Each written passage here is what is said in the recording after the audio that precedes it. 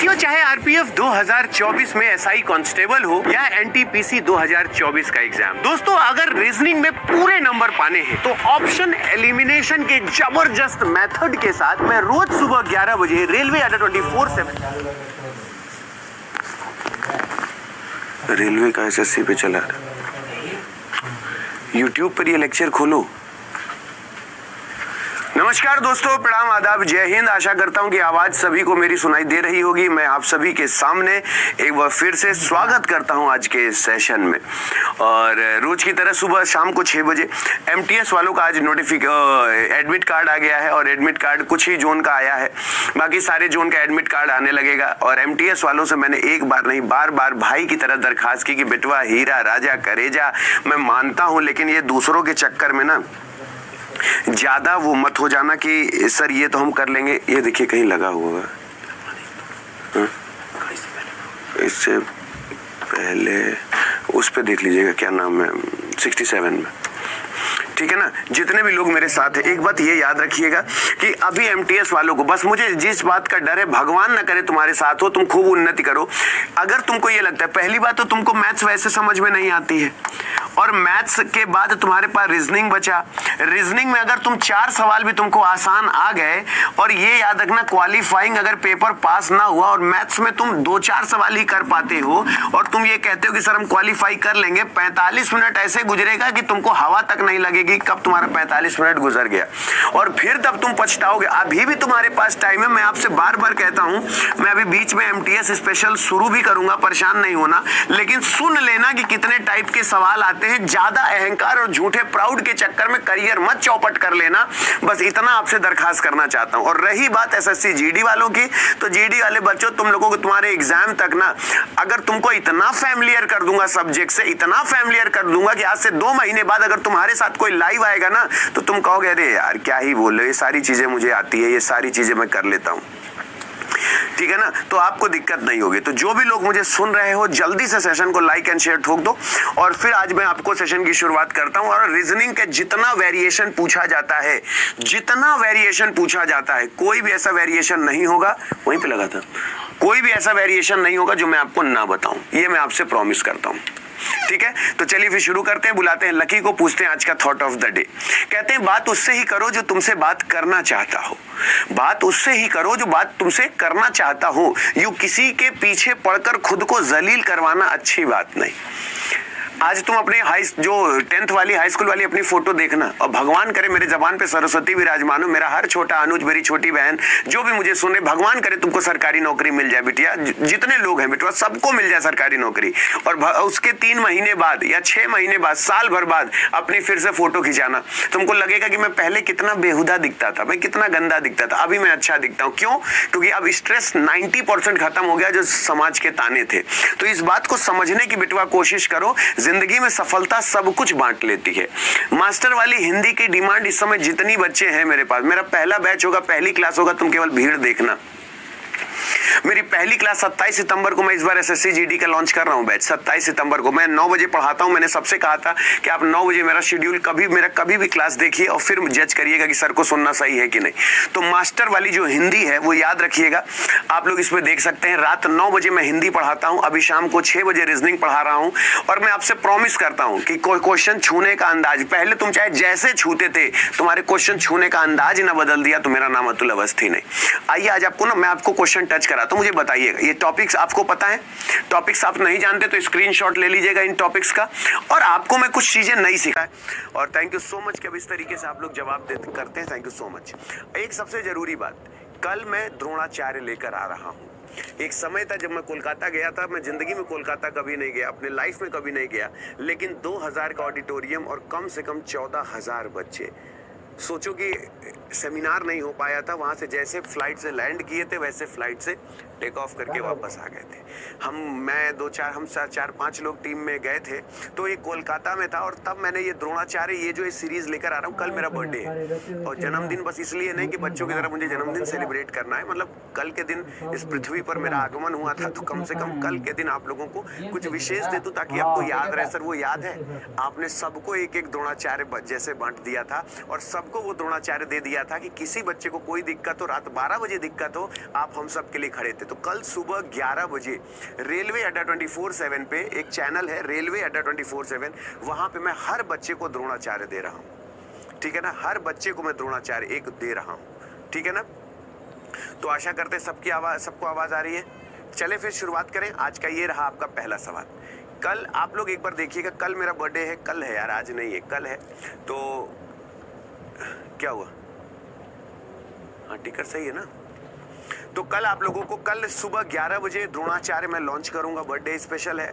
तो आपको ये याद रहे कि हाँ इस दिन जन्मदिन था गुरु जी का, उसी दिन ये सब हम लोगों को मिला था और आज सोचो इसी की वजह से हमारा फाइनल सिलेक्शन हो गया। तो नॉर्मल चीज नहीं है, नॉर्मल से हटके से थोड़ा सा और हटके है कि तुमको पहली बार इंटरेस्ट पैदा होगा कि क्या। तो कल सुबह 11 बजे आओगे, सारी टीम रहेगी, सब लोग रहेंगे और कुछ आप लोगों को पहली बार, मतलब आपको सॉफ्ट कॉपी पे सबको एक एक गुरु बांटूंगा, सबको एक एक गुरु मिलेगा, सबको इंडिविजुअल द्रोणाचार्य दूंगा ताकि आपको कभी भी किसी की जरूरत हो आपको किसी के सामने हाथ ना फैलाना पड़े। अब देखो लाल मेरे जैसे ये सवाल है बच्चा, हम लोग कहते हैं हम नहीं करेंगे सर, हमसे नहीं होता, लेकिन अगर हम रोज इसकी प्रैक्टिस कर लेंगे, सर प्लस है, हमने कहा हाँ बच्चा, बोले सर प्लस और डिवाइड को भी आपस में बदल दीजिए। तो उसने कहा प्लस और डिवाइड को आपस में बदल दीजिए। तो हमने कहा कि चलो प्लस और डिवाइड को बदल दे, और प्लस और डिवाइड को, और मल्टीप्लाई और माइनस आपस में बदल दिया जाता है, मल्टीप्लाई और माइनस आपस में बदल दिया जाता है। धीरे धीरे भागेंगे नहीं, मोहब्बत से, जिनको आता है लव यू टू है। अब उसने बोला कि देखो मल्टीप्लाई और माइनस को आपस में चेंज कर दीजिए, प्लस और डिवाइड को आपस में चेंज करिए, तो समीकरण का मान क्या होगा। तो मैंने कहा कोई दिक्कत नहीं है, ये 12 डिवाइडेड बाई 4 हो जाएगा, मल्टीप्लाई बाई 2 हो जाएगा, -5 हो जाएगा, प्लस 4 हो जाएगा। आशा करते हैं आप सहमत है मेरी बात से। बोले हाँ गुरुजी। हमने कहा बच्चा 4 3 12, 3 दूना 6, -5 + 4 यानी 6 - 1 = 5 will be the right answer. I think कि आपको मेरे से कोई शिकवा शिकायत नहीं होगी, नहीं होगा गलत। मुझे एक रीजन बताओ क्यों गलत होगा। अब ये नहीं कि सर देखिए हमने सही किया है, गलत होने का चांस ही नहीं पैदा होता। सर 5 मतलब 5 होगा। पहला सवाल शॉर्टेड है, पहला सवाल एक एक सवाल को छान घोट के खत्म कर दो। छोटा सा सवाल था, शॉर्टेड है, हाँ सर क्लियर है, चलो शाबाश बच्चा। अब ये बोल रहा है कि एक घन के सभी फलकों को नारंगी रंग से रंग दिया जाता है। मैं हट जाऊंगा, टाइमर चला के हट जाऊंगा। अभी देखो, एक घन को सभी फलकों को नारंगी रंग से रंग दिया जाता है, इसे 27 बराबर घनों में बांटा जाता है। आपको बताना है, अब इसका तो फॉर्मूला है, इसको तो फॉर्मूला से सॉल्व करोगे। नहीं समझ में आएगा छोड़ दो कि सर हमको नहीं समझ में आ रहा है। जिसको नहीं समझ में आ रहा है छोड़ दो कि सर मुझसे नहीं हो रहा है। और जितने बालक हैं, अगर नहीं होता है आपका 21 सेकंड आपके सामने है, अगर नहीं होता तो आप कह दो कि सर हमसे नहीं हो रहा है। देखो जितने बालक है 27 है, अगर घन 27 है तो हम क्या कर सकते हैं, 27 का गुणनखंड क्या है, 3 × 3 × 3 घनाभ है, 3D डायमेंशन है, 3D डायमेंशन है। बोलो हाँ या ना भैया, सोच समझ के जवाब दिया करो, सोच समझ के जवाब दिया करो। इसका आंसर, इसका फॉर्मूला क्या होता है, n-2 का होल स्क्वायर -6। क्या ये होता है, क्या ये होता है क्या, n-2 का होल स्क्वायर और -6 ऐसा होता है क्या, आप मुझे बताओ। इसका फॉर्मूला क्या होता है, एक बार जल्दी से बता दो। हाँ 2 मिनट तुम्हारे लिए बेटा, हम तुम्हारे लिए व्यवस्था कर रहे हैं, हम तुम्हारे लिए व्यवस्था कर रहे हैं। 2 मिनट। तुमको अगर नहीं हटाएंगे तो तुम सबको, कहते ना एक चींटी पूरे तालाब को गंदा कर देती है। हाँ देखो तुम्हारे पास, अब तुम मैसेज नहीं कर सकते हो, ठीक है, तो उसके लिए हम क्षमा प्रार्थी हैं। अब तुम चाहे कुछ भी करो, अब तुम्हारा मैसेज कर पाना संभव नहीं है, रिप्लेस कर दिया है। चलो अब बेटा घन घनाभ, इसके सारे फॉर्मूले एक बार में मैं बता दूंगा, आप परेशान मत होना। लेकिन इनको दो, अब ये लोग वापस नहीं आएंगे, ठीक है, अब ये वापस नहीं आएंगे। देखो पहली एक बात तो ये देखो, अगर मैं घन घनाभ की बात करता हूँ, देखो पहली बात तो एक घन घनाभ की मैं बात करता हूँ, जब ये 3 डायमेंशन होता है, ऐसे होता है। एक बात हमेशा याद रखना, अगर 3 रंग से रंगे की बात हमेशा आती है, 3 रंग से रंगे की बात कभी भी अगर आती है कि 3 रंग से रंगा है, कितना पूछा था, 3 रंग से नहीं 1 रंग से, तो इसकी संख्या हमेशा 8 होती है। याद रखना, 1 2 3 4 5, 6, 7, 8, इनकी संख्या 8 होती है। और अगर कोई बोले एक रंग से रंगा है, तो हमेशा जब मैनुअल पढ़ाया जाता है तो बोला जाता है एक रंग से रंगे में ये ऊपर वाले ये निकल जाते हैं, ये ऊपर वाले ये निकल जाते हैं। घन घनाभ कभी भी पढ़ना तुम्हारे में एक रंग से रंगे और कम से कम एक रंग से रंगे में और ज़्यादा से ज़्यादा एक रंग से रंगे में, इन भाषाओं का भी बहुत फर्क होता है। तो आप लोग यहाँ पर फॉर्मूला क्या लगाते हैं, n-2 का होल स्क्वायर, n-2, और मैनुअली भी गिनोगे तो तुमको फॉर्मूला लगाए बिना भी वही आंसर आएगा, n-2, ठीक है। और यहाँ पे मल्टीप्लाई बाय अगर मैं 6 कर दूं तो n बराबर कितना हो गया, 3 हो गया, और 3 - 2 हो गया। जिनको जिनको ब्लॉक किया है, कल मैंने उस दिन आपसे बोला था कि जिनको जिनको ब्लॉक किया है अब तुम जीएस की क्लास भी नहीं कर सकते हो। जिनको जिनको ब्लॉक किया है वो जीएस की क्लास भी अब नहीं कर सकते हैं, ये बात याद रखिएगा। अब आप ना जीएस की यूट्यूब की कोई भी क्लास अब आप नहीं कर पाओगे, क्योंकि अब यूट्यूब पर जिसको ब्लॉक होना होता है अब आप उसकी क्लास नहीं कर पाओगे। एक चीज हमेशा याद रखना, घनाभ में एटलीस्ट और एट द मोस्ट, याद रखना घनाभ में एटलीस्ट जब होता है, जिसे इंग्लिश में कम से कम कहते हैं, और तुम्हारे एग्जाम में अगर ये सवाल आ गया कम से कम 2 का मतलब ये होता है कि अगर 3 भी है तो कोई दिक्कत नहीं होता है। और ऑलमोस्ट जो होता है ये याद रखना, ऑलमोस्ट जिसे कहते हैं ज्यादा से ज्यादा, ये याद रखना। और ये जो लोग भी घन घनाभ कभी भी किसी से पढ़े हैं, ये 2 शब्दों से बड़े अच्छे से वाकिफ होंगे। सहमत हो आप मेरी बात से? ज्यादा से ज्यादा एक तो कुछ भी नहीं, और ज्यादा से ज्यादा यही देखो होता है। जैसे 1 है, 2 है, 3 है, ज्यादा से ज्यादा 2, ज्यादा से ज्यादा 2, ज्यादा से ज्यादा 2, वरना एक ही लाना है। लेकिन कम से कम एक में 3, 2, 1 तीनों आ जाते हैं। तो कम से कम एक, तो अगर 3 ले आए कोई दिक्कत नहीं, 2 ले आए तो कम से कम एक में 3, 2, 1 तीनों, यानी 3 सरफेस, 2 सरफेस, 1 सरफेस, तीनों ऐड हो गया। ऑलमोस्ट अगर लिखा है ऑलमोस्ट 1, तो ये याद रखना ज्यादा से ज्यादा 1 तो सिर्फ 1 कंसीडर होगा। तो जब नीचे से ऊपर की ओर कंसीडर होता है तो ऑलमोस्ट होता है, ऊपर से नीचे की तरफ कंसीडर होता है तो एटलीस्ट होता है।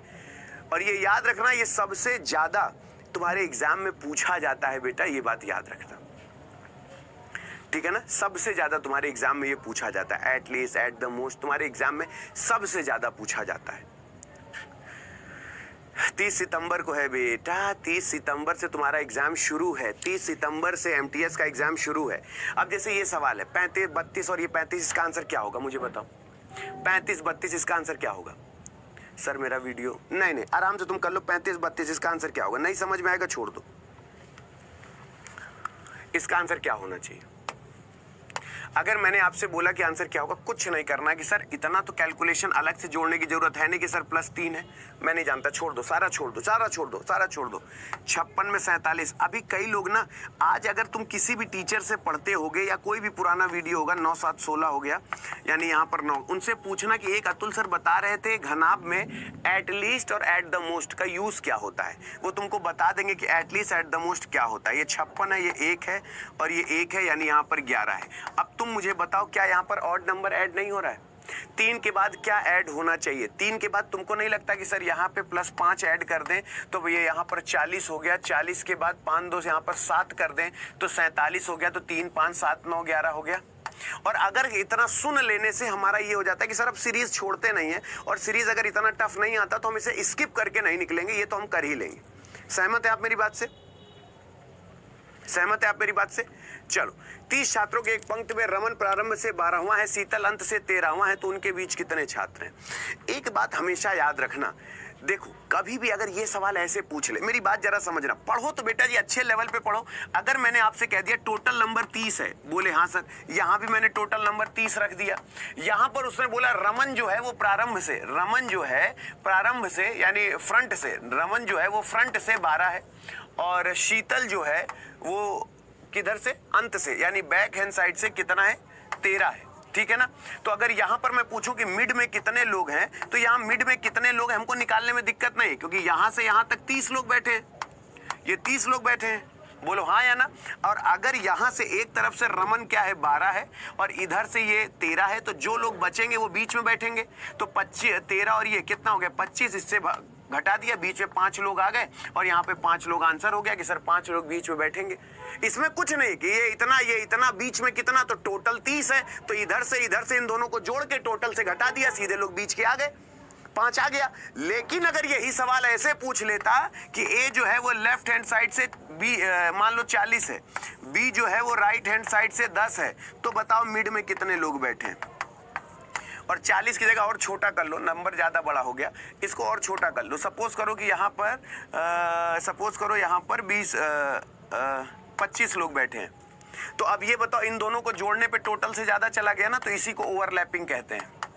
इसी को ओवरलैपिंग कहते हैं, ये बात याद रखना, ये ओवरलैपिंग है। जब दोनों को जोड़ो और टोटल से कम आए, जैसे इन दोनों को जोड़ा 25 आया तो सीधे 30 में घटा दिया, 5 आंसर आ गया। लेकिन अगर दोनों को जोड़े टोटल से ज्यादा निकल जाए तो पूछो कितना ज्यादा निकल रहा है। तो 25 में 10 जोड़ो, ये 35 हो गया, और 35 में 30 घटा दो तो 5 आ गया। और पूछे बीच में कितने लोग हैं, तो इसमें 2 और घटाना पड़ेगा, ये 3 आ गया। बोले सर 2 क्यों घटाया आपने? मैंने कहा कि ओवरलैपिंग हमेशा ऐसे होती है, और यहाँ एक व्यक्ति 2 बार गिना जाता है, इस वजह से यहाँ पर तुमको इन दोनों को जोड़ोगे तो तुम्हें 35 आएगा। 35 में 30 घटा के तुम 5 आंसर नहीं कर सकते, तुम्हें 5 में अंत में 2 और घटा के तब 3 करना होगा। और यहां पर केवल इन दोनों को जोड़ो, 25 हो गया, 30 में 25 घटा दो, सीधे 5 जवाब आ जाएगा।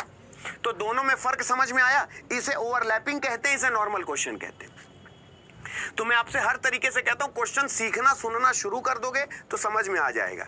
एक बार अगर आप लोगों को देखना है ना, cube by Atul Awasthi YouTube पर सर्च कर लेना, मेरे क्यूब बाय अतुल अवस्थी के कई वीडियोस आपको मिल जाएंगे। एक का अपोजिट क्या है मुझे बताओ, व्हाट इज अपोजिट टू 1? वही मिसिंग है। तीनों डाइस में 1 नहीं दिख रहा है, तीनों डाइस में आपको 1 नहीं दिख रहा है, तीनों डाइस में आपको 1 नहीं दिख रहा है। अब देखो एक चीज, मेरी बात अगर सही लगे समर्थन करना, तीनों डाइस में 1 नहीं दिख रहा है। तुम खुद सोचो, अगर तुमको जल्द से जल्द आंसर निकालना है, तुरंत आंसर निकालना है, तो तुम एक काम कर सकते हो। पूछो क्या? कि बोले सर देखिए यहाँ पर ये 6 है, हमने कहा हाँ सर। बोले सर यहाँ पर 3 है, हाँ, तो यहाँ पर 6 है, यहाँ पर 3 है, 5 का अपोजिट 2 हो गया, 5 का अपोजिट 2 हो गया। अगर 5 का अपोजिट 2 हो गया तो ये बात याद रखना कि 5 और 2 कभी भी 1 का अपोजिट नहीं होंगे, कभी भी 1 का अपोजिट नहीं होंगे। अब मेरी बात जरा सुनना, मेरी वजह से बोले तो हम दांत तोड़ देंगे, सही बात लगे तो बताना। इन दोनों में 2 सरफेस कॉमन है, तो 5 और 2 एक दूसरे के अपोजिट है, तो 1 का अपोजिट क्यों होगा वो? बोले हाँ गुरुजी सही कह रहे हैं। अगर इन दोनों की हम बात करें तो यहां पर 3 है, यहां पर 5 है, यहां पर 3 है, यहां पर, तो यानी 4 और 6 आपस में एक दूसरे का अपोजिट हो गए। 4 और 6 तो यानी ये अपोजिट नहीं होगा, 4 और 6 अपोजिट, हाँ 4 और 6 यानी ये अपोजिट नहीं होगा। बचा क्या? 3। बचा क्या? 3 बिल्कुल सही जवाब है। बचा क्या? 3 बिल्कुल सही जवाब है। और बोले सर एक बात कहें, आप किसी को बताएंगे तो नहीं? बोले हम नहीं। बोले सर आप जितना छीछा लेदर फैलाए ना, हम इतना नहीं फैलाते। हमने कहा क्या करते हो? बोले सर हम सीधे इन दोनों को ले लेते हैं। हमने कहा फिर क्या करते? बोले जब हम इन दोनों को ले लेते ना, तो इन दोनों में कॉमन क्या है? 3।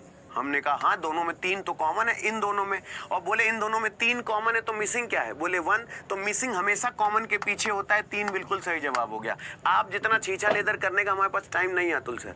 हमने कहा अरे वाह। बोले और नहीं तो क्या। अब इसको आप देख रहे हैं, इसको देख रहे हैं, ये सब नॉर्मल लोग करते हैं, हम प्रो लेवल हैं। हम इन दोनों में देखे, आप 1 बोल रहे हैं, इन तीनों में 1 नहीं दिखाई दे रहा। तो ऐसा इन दोनों को पकड़े, इन दोनों में केवल एक ही सरफेस कॉमन है और मिसिंग हमेशा उसी के पीछे होगा। तो यानी 3 के पीछे हो गया, झम्मत से आंसर आ गया। आप हमें बताओ, मैं आपको एक एक क्वेश्चन मेरे से 4-4 तरीके से पूछो, मैं 4-4 तरीके से बताऊंगा। अब कोई हमसे कहते कि उसको सिलॉक गलत हो जाता या नहीं हो पाता। अब जैसे देखो बहुत से लोग क्या होते हैं ना, मैंने आज तक क्यूब को अपने पूरे जीवन में मैंने क्यूब इतनी बार पढ़ाया, लेकिन मैंने क्यूब का कभी फॉर्मूले से नहीं पढ़ाया। कभी मैंने क्यूब को फॉर्मूले से नहीं पढ़ाया। अभी क्यूब बाय अतुल अवस्थी कभी भी सर्च करना, मैंने इतना प्रैक्टिकल बताया है सबको, इतना प्रैक्टिकल बताया है। अभी जो पहला सवाल तुमने देखा ना कि क्यूब का फॉर्मूला क्यों बताता हूं, क्योंकि कई बच्चे ये कहते हैं सर हमारे सर जो है ना वो हमको फॉर्मूला बताएं, आप हमें फॉर्मूला नहीं